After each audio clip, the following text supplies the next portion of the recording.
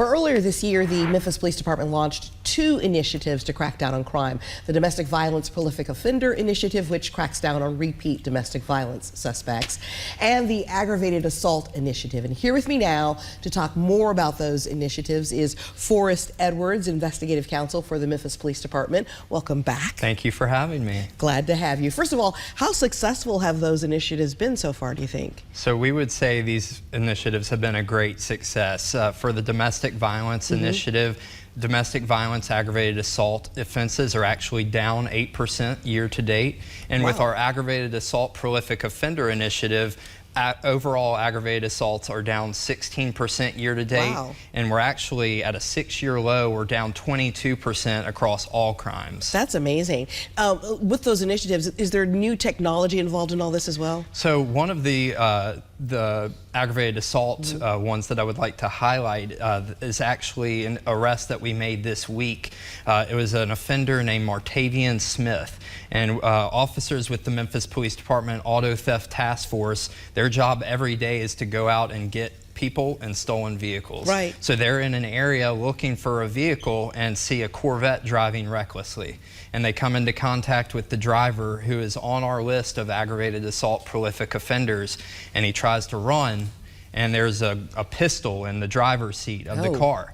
And the pistol is equipped with a switch, which makes it fully automatic, which is a minimum or a maximum of 10 years in federal prison. That's a new law, right? It is. It is. And so Martavian Smith was immediately flagged as one of those prolific offenders. So based on that status, from the scene, the United States Attorney's Office was notified, and that case was referred to federal prosecution through this initiative. Right. Is that the same as the arrest now trigger immediate prosecutorial action, sometimes even before a suspect? How does that work? Yes. So we have who we've identified as being the prolific offenders, whether that be of domestic violence or aggravated assaults, meaning gun violence in the city. And when our officers encounter one of these individuals, it triggers an instant alert to a multitude of agencies, both state and federal, that we collaborate with, which allows for instantaneous action. Say a person's out on bond, it immediately notifies the DA's office to file a motion to revoke their bond. Or if they're on probation, it immediately notifies the Tennessee Department of Corrections to revoke their probation. That's amazing. So sometimes it can take a little bit because of the volume of the cases for everybody to work in tandem.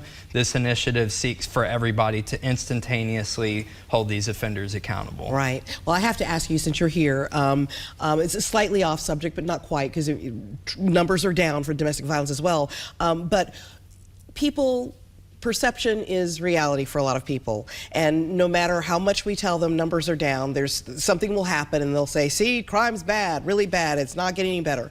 What do you say to those folks? Kim, I'm a 6th-generation Memphian. My entire family lives here. I've grown up in this community. I would not do this job in any other city other than Memphis.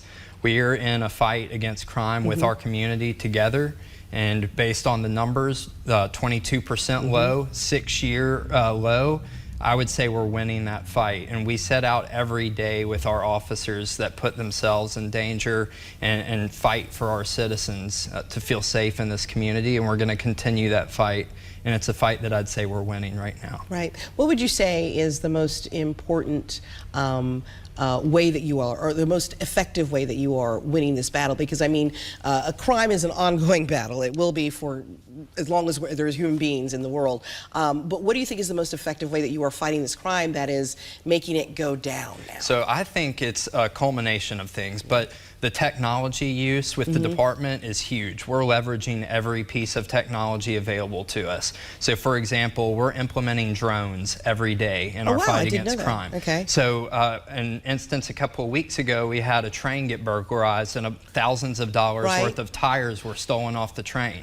We were able to pinpoint where that stolen merchandise was. A drone was deployed, and we were able to observe those suspects selling the tires off of the truck that they just stole them from.